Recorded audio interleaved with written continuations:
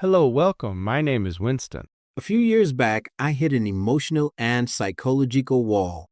I was wearing every hat: husband, father, pastor, full time frontline ministry worker, serving on multiple teams, leading small groups, and trying to manage conflict after conflict. Little by little, I found myself running on fumes. My heart felt weighed down, and even my responses started to harden. Somewhere along the way, I had traded intimacy with God and intentional self care for nonstop activity. I was busy, but I wasn't whole. My wake up call didn't come through some dramatic crisis. It came through quiet, unsettling questions that rose in my spirit. Was I truly serving or just sprinting? Was I actually leading people to Jesus or just keeping programs alive? Everything shifted when a mentor looked me in the eye and asked a simple but piercing question: what can flow from an empty cup? You have to dig your well before you are thirsty. I have a special motto: people don't care how much you know until they know how much you care. That single sentence has governed my ministry for 3 decades. But there is a truth that sits just underneath it, one that no one warns the young minister about: caring is expensive. It costs you something every time. And if you do not learn how to be refilled, the very compassion that made you effective will become the wound that takes you out of the work entirely.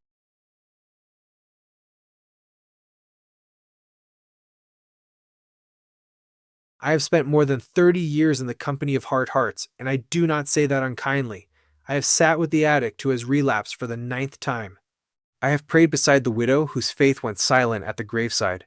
I have counseled the pastor who could no longer feel the presence of the God he preached every Sunday. And, if I am honest with you on this first page, I have at times been the hard heart myself, bone dry, going through the motions, my hands still moving while my soul had quietly closed for repairs. It is Sunday night again. The house is quiet, but your mind is still stuck on the fires you spent all day putting out.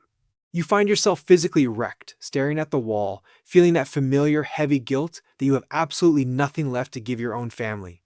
You went into ministry to shepherd people, not to become a professional firefighter. One pattern I keep seeing among the leaders I talk to is the belief that this level of exhaustion is just the price of being faithful.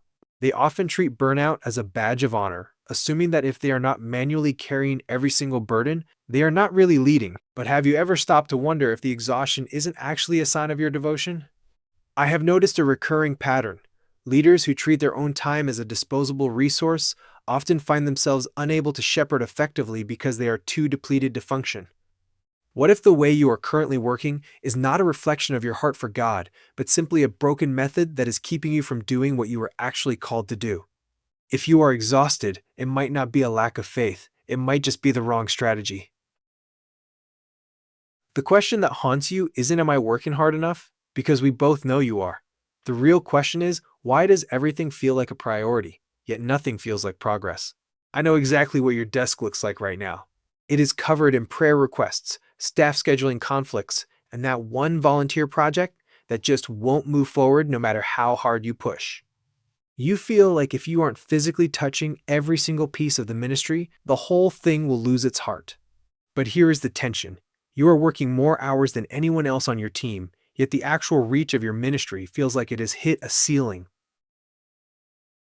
We've been conditioned to believe that if a system isn't exhaustive and human-powered, it's cold or worse, unspiritual.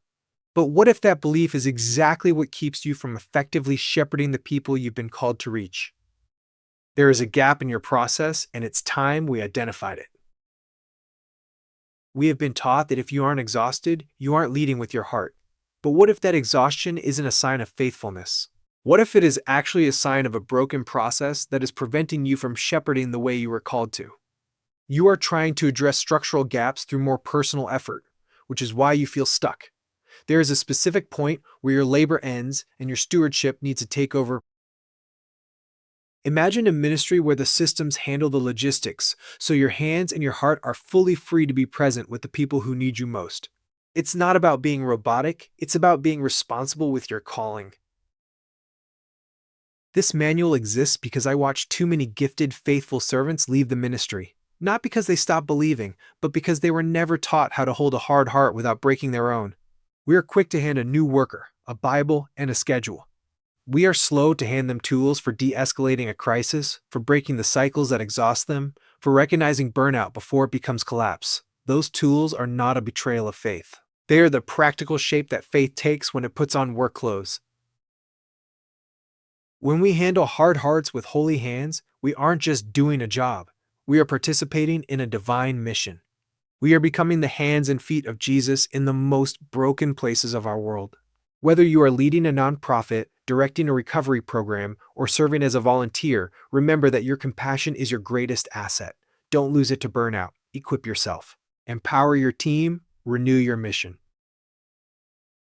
I have written Handling Hard Hearts with Holy Hands for the worker on the front line, the pastor, the chaplain, the coach, the volunteer, the nonprofit leader, the parent who has become a caregiver.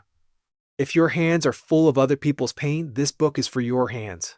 My prayer is simple, that you would learn to handle hard hearts, including your own, with holy hands, and that you would still be standing, still tender, still here, 30 years from now. With compassion and conviction, humbly in his service, Pastor Winston C. Trumpet, founder, W.C.Trumpet and Family Ministries.